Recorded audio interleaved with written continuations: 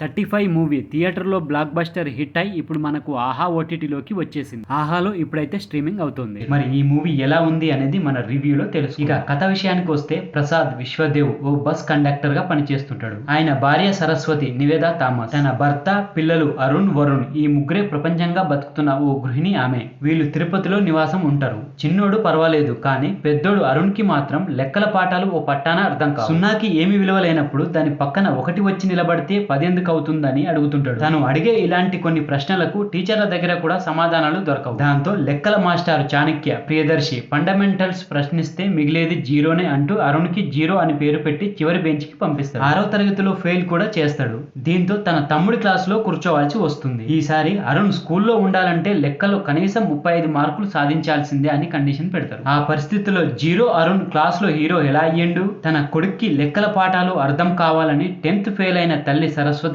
ఏం చేసింది? అరుణ్ అసలు 35 మార్కులు తెచ్చుకున్నాడా లేదా అనే ఇటువంటి వాటి గురించి తెలుసుకోవాలనుకుంటే మనం సినిమా చూడాల్సి. ఇక మొత్తంగా సినిమా గురించి చెప్పేది ఏమిటంటే, ఇలాంటి సినిమాలు కొన్ని అరుదుగా వస్తుంటాయి, వచ్చినప్పుడే కంపల్సరిగా చూడాల్సి. అలాంటి కోవకే ఈ మూవీ కూడా చెందుతుంది. మన పిల్లల్ని తీసుకెళ్లి ఫ్యామిలీతో కలిసి ఈ సినిమా చూడొచ్చు. ఓవరాల్ గా ఎలా ఉంది అనేది మన విశ్లేషణలో తెలుసు. ఆరంభ సన్నివేశాలు నెమ్మదిగా సాగుతూ కథ ప్రపంచంలోకి తీసుకెళ్లే ప్రయత్నం చేస్తుంది. చాణక్య మాస్టర్ ని అరుణ్ ప్రశ్నించడం మొదలయ్యాక కథలో వేగం పెరుగుతుంది. లెక్కల టీచర్లు, పిల్లలకు మధ్య వాతావరణం, పిల్లల మనస్తత్వాలు, క్లాస్ రూమ్ లో స్నేహాలు, వాళ్ళు ఒకరినొకరు దూరమైనప్పుడు పసి మనసులపై పడే ప్రభావం తదితర సన్నివేశాలన్నీ హృదయాల్ని అత్తుకునేలా మలిచిండు దర్శకుడు. ప్రశ్నలతో కథను మొదలుపెట్టిన దర్శకుడు సెకండ్ హాఫ్ లో అమ్మ పాత్ర నుంచి వాటికి సమాధానాన్ని చెప్పించిన విధానం సినిమాకు హైలైట్ గా ఉంటది. పిల్లలకు పాఠాలు ఎలా చెబితే బోధపడతాయో ఆ సన్నివేశాలు చాటి చెప్పారు. క్లైమాక్స్ లో అరుణ్ తండ్రి మార్కులు చదివినప్పుడు అరుణ్ అద్దంపై నీళ్లు చల్లే సన్నివేశాలు భావోద్వేగాల్ని పంచుతాయి. చివరికి ఒక మంచి మెసేజ్ ఉన్న సినిమా చూసిన ఫీలింగ్ అయితే కలుగుతుంది. మనకు అలవాటైన కమర్షియల్ హంగులు ఇందులో లేకపోయినా దర్శకుడు అయితే చెప్పాల్సిన కథను సూటిగా చెప్పిండు. అక్కడక్కడ ఈ సినిమాలో కొన్ని లోపాలు అయితే ఉన్నాయి. కొన్ని సన్నివేశాలు అయితే అక్కడక్కడ నెమ్మదిగా సాగు. ఈ సినిమాలో కామెడీ, ఎమోషనల్ ఉన్నప్పటికీ వాటి మోతాదు అయితే సరిపోలేదు. ఎక్కువ శాతం ఎమోషనల్ మీద ఆధారపడిన సినిమా కాబట్టి మనం కామెడీ అయితే వెతకలేము ఈ సినిమా. ఇక ఇందులో నటించిన వారు ఎలా చేసిరో ఒకసారి అయితే చూద్దాం. నివేదా థామస్, విశ్వదేవ్, ప్రియదర్శి మొదలుకొని తెరపై కనిపించిన చిన్నారుల వరకు నటన పరంగా ఎవరు తక్కువ చేయలేదు. పాత్రలో అయితే ఇమిడిపోయారు. నివేదా థామస్ అయితే ఇద్దరు పిల్లల తల్లిగా,